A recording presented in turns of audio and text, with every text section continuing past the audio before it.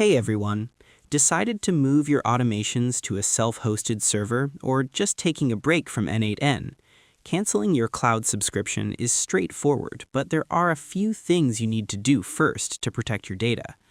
Today, I'm walking you through the official cancellation process for 2026. Let's head to the dashboard. Step 1. Log into the N8n Cloud dashboard.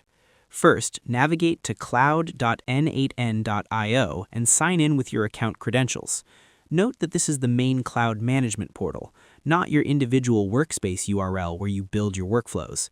Once you're in, you'll see an overview of your active instances. Step 2.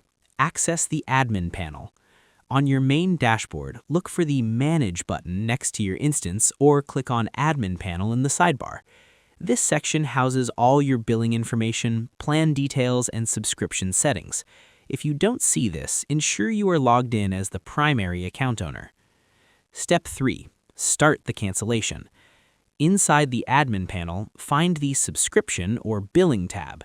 Here, you'll see your current plan, whether it's Starter, Pro, or Business.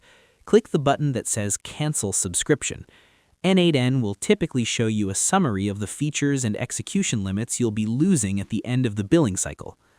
Step 4. The Data Safety Check. Before confirming, N8n will ask you to provide a reason for leaving. More importantly, this is your chance to export your workflows. Remember, once your subscription officially ends and the grace period passes, your data and workflows may be deleted. Make sure you've downloaded your .json workflow files if you plan to move them to a self-hosted instance. Step 5. Confirm and verify. Finally, click Confirm Cancellation.